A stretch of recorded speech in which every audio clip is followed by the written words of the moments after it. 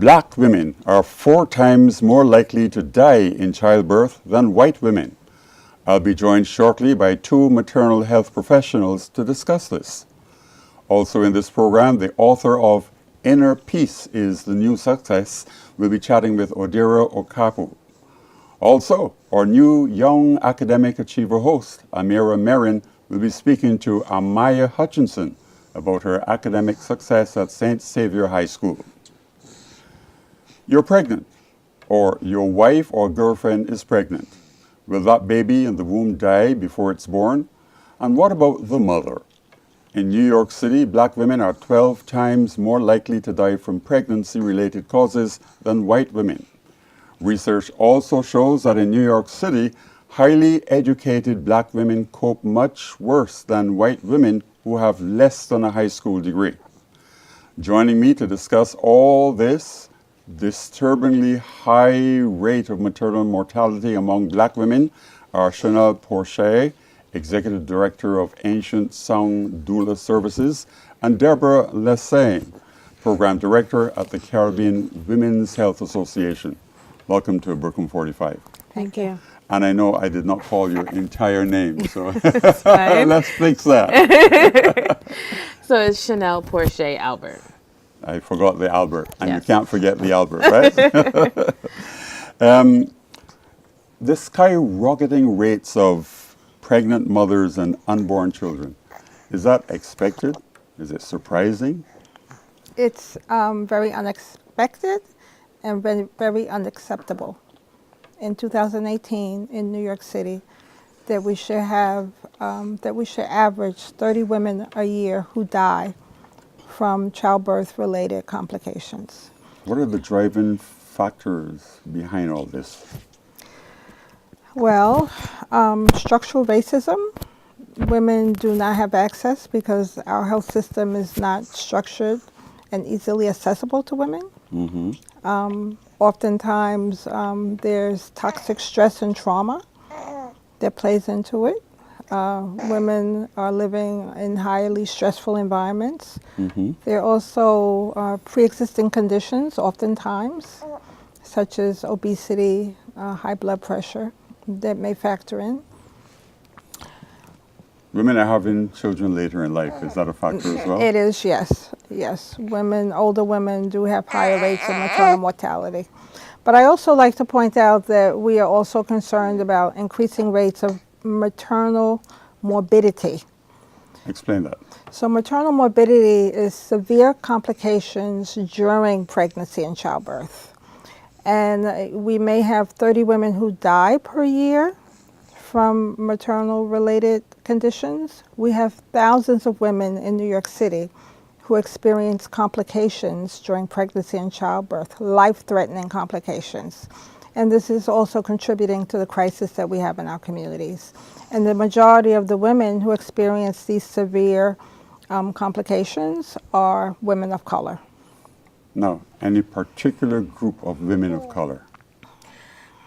So, I would say African American women, but also those who are migrating here from other countries, right? And so individuals who are coming from the Caribbean, who are coming from the continent of Africa, or in the diaspora as a whole, are facing these same rates as well once they've lived here in America for over a year, right? And so what we're witnessing is how institutional racism as well as systematic oppression within the healthcare system is playing a role on the way in which women of color, black women in particular, how we birth our babies.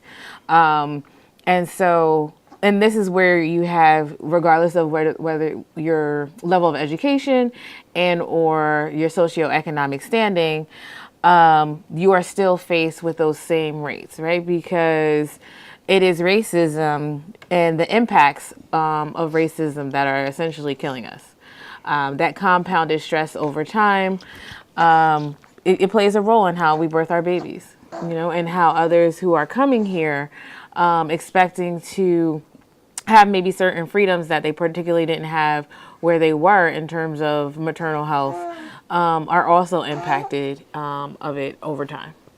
You have your baby with you. Yes, one of 6. One of 6. Yes. Congratulations. Thank you. There are many women who are not able to birth that many babies. Right. One of my Exactly. students told me this morning that she was part of a triplet, or was supposed to be. Okay. Now she's part of a twin. So he, and I have identical twin daughters as well. oh wow. You are a doula? I'm a doula. What is a doula? So a doula is someone who offers emotional and physical support, as well as education or information to make an informed decision about your care. And doulas are seen as luxury items, right? Because within New York City, doulas charge anywhere between, I would say low cost, $800 upwards to about $3,000, $4,000 for services. But then there's also community-based doulas, right? And these are doulas who are working within marginalized communities to address health concerns, but not just a person's health concerns, but also the social determinants around health, right? And the things like housing insecurity, food insecurity, culturally relevant care, language barriers. So the things that we otherwise are not getting when we're going to our regular primary care provider. If a person cannot afford a doula, how do they get support? So the New York City Department of Health and New York City Council have recognized the need for additional free doula services in New York City to be able to address the problem of maternal mortality and maternal morbidity. So we, several community-based organizations have been receiving funding so that we can pay doulas to be able to provide no-cost doula support to low-income women. So for instance, the Caribbean Women's Health Association receives funding through the New York City Council to be able to coordinate a program called Healthy Women, Healthy Futures, which trains community women to become doulas, and then they will then go into the community and provide doula support to high-risk women in our communities in New York City. And Ancient Song, we also offer free and low-cost doula services. We also are a training organization, and so we train locally and nationally, and have trained, all over the world, individuals to be able to support one another within the communities that they live in. Now, if a person wants the service of a doula, what's the first step? Yeah. So the first step would be for them to contact one of our organizations, depending on what borough they live in. Our program is organized by borough, so that we have different community-based organizations coordinating in different boroughs. So for instance, if a person lives in Manhattan and they would like a doula, that would be my organization. Ancient Song has Doulas an everywhere. army of doulas. An army of An doulas. army We're of doulas citywide. that provide services throughout New York City. Yes. And they also provide no-cost and Yeah. low-cost doula support Right. for women. And you can reach us on unconventional methods, right? So you can contact us on social media, so like Instagram, Facebook. You can, reach us by phone. A lot of people get us by word of mouth, or just going onto our website. When I was a little boy growing up, we used to hear about midwives. Yes. Is there some correlation there? No. So the thing about the difference between doulas and midwives is midwives offer a medical side of care that doulas don't offer, right? And so midwives will do blood pressure checks, lab results, all these different things. Doulas don't do that. We do everything non-medical, right? And so our primary focus is the emotional and physical support, as well as the education and resources to prepare you for that birthing experience, as well as postpartum, right? Because we know that postpartum lasts longer than 6 weeks. It's something that can last for a year or more. And with the more children you have, the longer postpartum period is, right? And so we're there to be that continuity of care that folks don't necessarily get all the time. We hear the term birth equity. Is that a new movement? I don't think that it's a new movement. I think that it is a movement that's really saying that community members need to be active stakeholders within their care, and whatever processes are implemented and rolled out, communities should have a voice within that. And that's where the equity piece comes in at, right? Because historically, when healthcare models are put out there, it's kind of this top-down hierarchy where individuals don't necessarily don't have a say about what goes into their healthcare proxy, right? Or what goes into who they're going to see based on insurance type.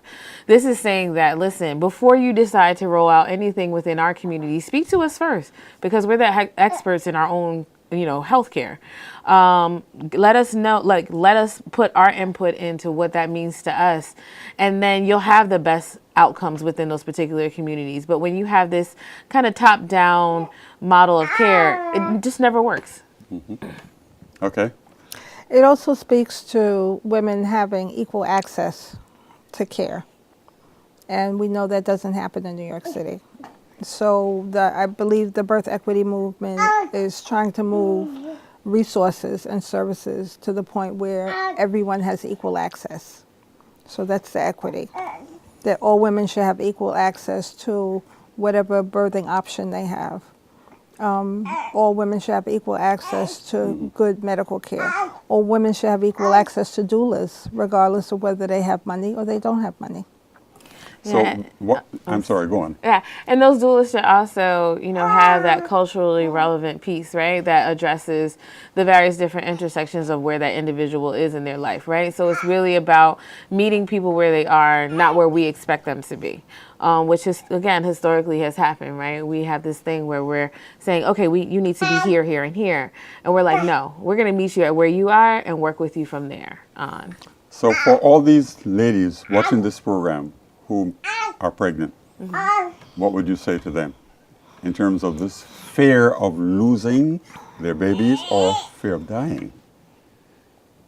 I would say education, and education from a trusted source, right? And so I'm not saying, we tend to look to our family members and our mothers and our friends, but it's really about us educating ourselves with the resources that we need at the level that we can understand, right? And so, and listen to your intuition, right? Because as women, we have this intuition that our ancestors trusted that we tend to not trust, because we're so, I think, disconnected from ourselves. And so, really listening to your intuition, and, ask questions. When you go to any healthcare provider, come with at least 3 questions. And if they can't answer your questions, then, you can go somewhere else, Yeah. Deborah, the last word is yours. So I would encourage women everyone has a smartphone. Everyone has Google. Research what resources are available in your community for women, not just pregnant women. We strongly urge women to be as healthy as they can be before they become pregnant. Okay. So for young girls, I would strongly urge you to be as healthy as you can be. All right, great. And Chanel, your son's name, every woman will want to have a daughter or a son, and they need to take your advice that you gave just now. Yes, his name is Caleb. This is Caleb. Caleb. Yes. Hello, Caleb. He looked at me even though he can't say hello. I want to thank you, Chanel Portia Albert, Executive Director of Ancient Sound Doula Services, and Deborah Lesan, who is Director of Programs at the Caribbean Women's Health Association. The performance of too many of our students in our public schools, in particular in our Brooklyn middle and high schools, continue to concern us here at Brooklyn 45. Our Young Academic Achievers program is intended to highlight this and encourage our students to perform better, to achieve excellence. So today, I welcome Amira Merin. She's a high school teacher and will be chatting with this week's Young Academic Achiever. Amira? Thank you so much, Sam. And welcome to our program tonight, where we will talk about our Young Academic Achiever of the Hour. Her name is Amaya Hutchinson. She attends St. Xavier High School in Brooklyn and has been very successful at her junior year in high school. So we're going to take a moment to learn a little bit more about Amaya. Thank you for having me. No problem. Amaya, I am so excited to ask you a few questions today, just to hear a little bit about what you do, the things that you enjoy. I've read so many impressive things about you, and I'm really interested in you telling our audience a little bit more about yourself so they can get to know you as well. Well, I'm 16 years old. As you said, I just finished my junior year of high school, so I'm well on my way to college. I would say that I do a lot with myself, especially in these last few years, as I'm becoming I'm reaching more into adulthood. And I would say that I really enjoy the arts. I feel like that's one of my that's what I more concentrated in right now, and what I'm really more passionate about as of now. Well, I heard you mention the arts. That really piques my interest because that's something I'm very interested in as well. And I've always heard people mention how much the arts and academics are so connected and actually work with each other. Is there a way you can explain to us a little bit how the arts kind of helps you out as well as with your academics? Well, for me, I feel like the arts, they give you an influx of a more creative mind. And as I say, and a lot of other people say, creativity is key. Yes. So I feel like if you can be more flexible, if you can think more flexibly, you can go farther in life. You can have a broader range of things. You can just succeed in new heights. Yes. Especially with my experience, I feel like I'm more well-rounded than I would have, say, if I wasn't doing say, singing and piano and all these things I do outside and also inside of school. That helps me in my academics. Right, right. So that's interesting. You sing as well as play the piano. Yeah. How long have you been doing those things? Well, singing I've done since 4th grade, so since I was, say, 9 years old. Wow. It's been 8 years now, going on 9. And piano, I'm really not sure. I feel like I've done that all my life. Maybe even, I'd say around 5th grade, 2nd grade. It's been a long time. Right, right. Now, as I was looking at some of your grades, your scores are amazing. I was seeing high 80s, 90s in almost every single class. And I'm curious to know, how do you balance being involved in the arts outside as well as in school and keep up such amazing grades? Can you please share with us how you do that? It seems hard, but it's not really. Because I feel like all you really need to do is keep yourself concentrated. For example, I usually right now I come home from singing rehearsals late at night, I'd say 8 or 7, 3 times a week. And of course I have school. Right. So I just have to up my game. I have to even though I'm doing what I'm doing during the weekdays, day and night, I still have to carry the load that everybody else in my class and my school does. So I kind of realized that there is no exception, say, to me just doing my work. I have no excuse. It kind of helps me from there to realize my responsibilities, and I kind of make my own responsibilities, keeping up with, say, keeping up my attitude. I have to make sure that I'm not putting myself down, saying, oh, I can't do this, I can't do that, because it's just so much work, because there's always going to be so much work in life. That's a very mature way of thinking. I'm really impressed with that. Thank you. In the beginning, I also heard you mention something about college. I know that the push now is that schools are thinking about colleges from kindergarten. So do you already have in mind a college that you're looking towards, that you're pushing for?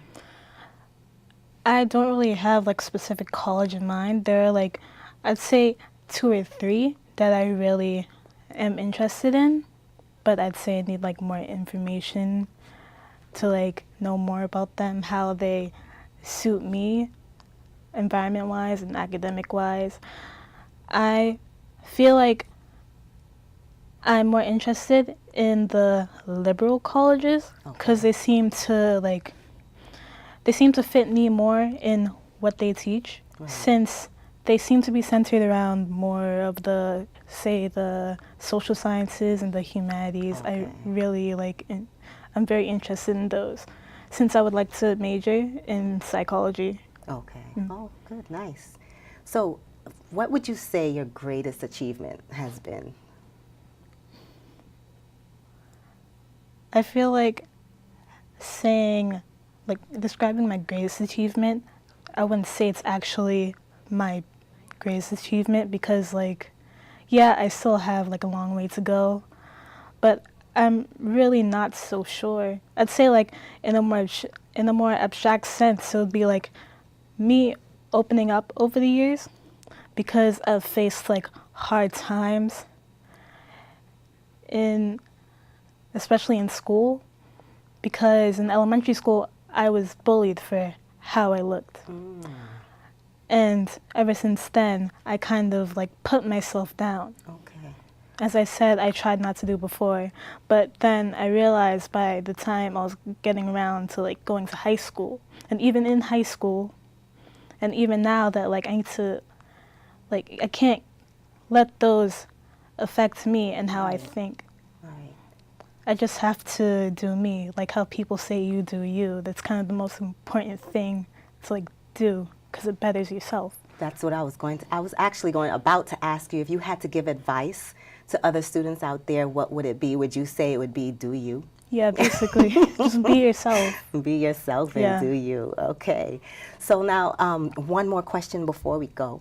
I wanted to ask you as a matter of fact, I think you might have answered that question, because I wanted to know what your greatest obstacle might have been.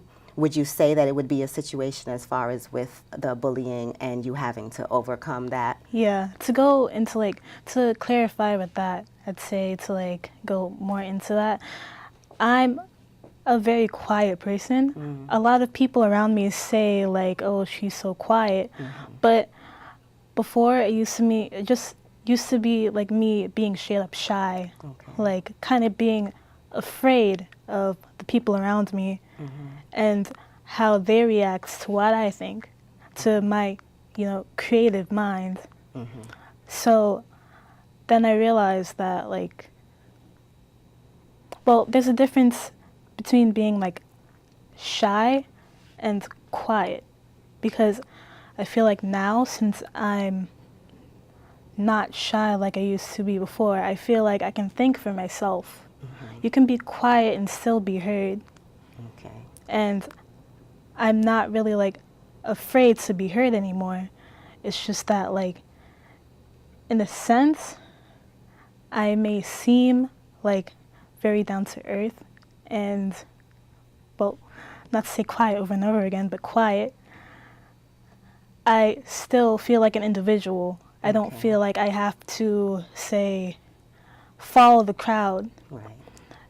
There's no one who really needs to lead me in what I think. Well, Amaya, I have to say I'm very proud of you. I'm sure your parents are, your friends are, and all of your family members. I'm glad to have met you. It was so nice Thank you, to likewise. have you here. Keep doing a good job and keep up all the good work. I'm sure you're going to be successful at anything you do. Thank you. And that is Amaya Hutchinson from St. Xavier High School. Back to you, Sam. Thank you, Amira. Now, Odera Okapu will be sitting down with Davida Rowley to talk about her new book, Inner Peace is a New Success. Over to you, Odera. I'm here with Davida Rowley, the author of the book, Inner Peace is the New Success. Welcome. How are you this evening? I'm great. Thank you for having me here. Wonderful. Now, I want to dive right into everything that this book is about. But first of all, I want to know a little bit more about you. Tell me about who Davida Rowley was before this book was written. Sure. So I'm a Brooklyn, New York native. I was raised in the Crown Heights section of Brooklyn. and I still reside there today. And I'm a social services professional, and my life is dedicated to helping people get out of poverty and improve their education and employment status. I'm also a mother to a teenage boy, and yeah. What does working social services entail? So for me, I work on programs that are dedicated to helping individuals that live in public housing access employment and education and other social networks that could help them to really improve their status. Okay, sounds amazing. Now, I've been able to go through this book, and it really is some powerful stuff. Yes. So I remember J.K. Rowling said that the whole Harry Potter series came to her in a dream. How did this book come to you? So this book came to me after just experiencing a set of downfalls and being not at peace with a couple of things that were happening in my life, namely the place of employment that I was at, the long-term relationship that I was in, and the place that I was living in at the time. And it was really the coming together of those three things and me really feeling like I needed to take a stand for myself and create a life that I would be happy with. And so on the other side of that, I really felt compelled to not only share that story, but to share the strategies that I used to come out of it and create the life of peace that I deserved.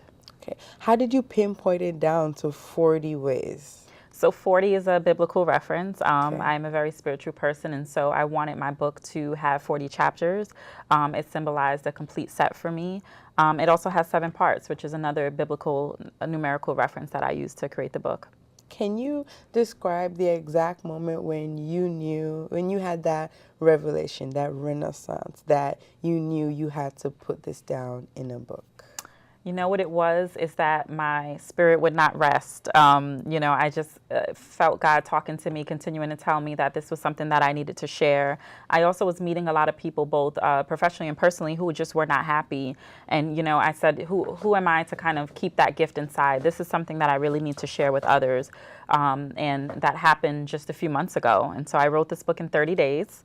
And that's how committed I was to getting this message out. That's amazing. That's so inspiring. People always say that writing books takes so long, and so you're telling me that it just needs that push, that spiritual push, and guidance that that won't let you sit still. That it takes to write this.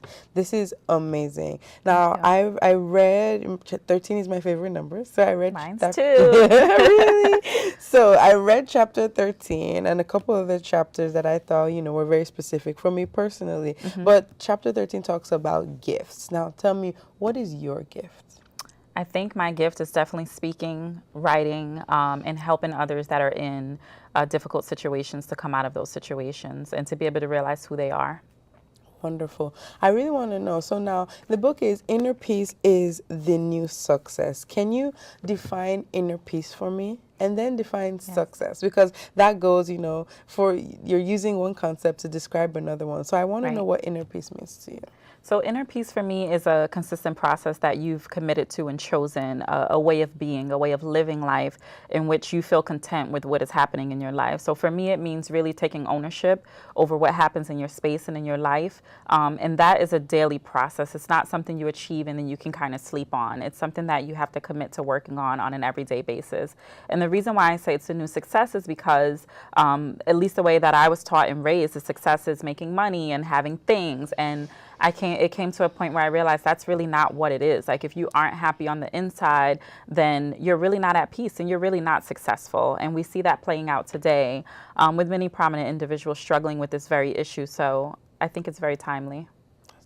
That's wonderful. So amazing. Now, I want to find out from you, do you think that you learned anything extra writing this book? Like, I understand this came from your personal experiences, but channeling everything into this book, did more revelations come to you in that process?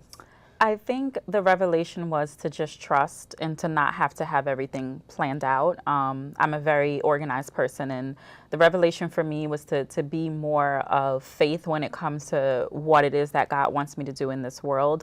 And that is really not about me. I could really think that this is a book and you could make money from books and all that stuff, but it really was bigger than me. And I came to feel that in the midst of writing this, that this was a calling that I was set to share with the world. So that's very beautiful, very inspiring. I'm going to challenge myself to write in 30 days as well. Now, give me some background of your life story. Now, I understand, especially from where this book is driven from, right? Yes. That you've gone through some challenges yourself. Would you care to share that with us? Absolutely. I mean, my childhood was not a pretty one. My mother was addicted to drugs and ended up passing away when I was 11 years old. And so I was raised by my aunt and fortunate to have family around me who filled in the gap. But of course, there's a lot of trauma that comes with that. There's a lot of unresolved trauma that then leads to poor decision making as an adult. And so that's really my background is it's just not having that parental structure that really is important and not having the support I needed as a child and becoming a teenage mom. But the beauty about it is that I didn't let that hold me back. I still went to college when my son was just 3 weeks old, completed college, built a career, and really used my story as a positive message to others that, you can't choose everything that happens to you, but you can decide that you're not going to be on the other side of that statistic and do better for yourself. That's amazing. Now, before we end this, I would like for you to, if you were to market this, by yourself. So you self-published this, right? I did self-publish, yes. Okay, so self-market this for the viewers to read. If you wanted to market it so that they pick it up and read it, what would you tell them? I would say that this book is going to help you to have the practical day-to-day strategies to be able to live a life of peace on a daily basis. It's offering affirmation, it's offering prayer, and most importantly, action. And those three together are a master combination for breakthrough. Okay, thank you so much, David. It was so nice speaking with you. Thank you. Likewise. Back to you, Sam. Thank you, Amira Marin, and your guest, Amaya Hutchinson from St. Saviour High School in Brooklyn. Thanks also to Davida Rowley, author of Inner Peace is the New Success, who was interviewed by Odero Okapu. And thanks to Chanel Portia Albert, who is the Executive Director of Ancient Song Doula Services, and to Deborah Lasan, Director of Programs at Caribbean Women's Health Association, for the information they shared, which we hope have been helpful to pregnant mothers. You can watch this program on our YouTube site as well, youtube.com/Brooklyn45TV. And please visit our Facebook page, like us, and post your comments about this program. And tell us about some topics you'd like us to feature in upcoming Brooklyn 45 programs. On behalf of our Brooklyn 45 team, I'm Sam Tate.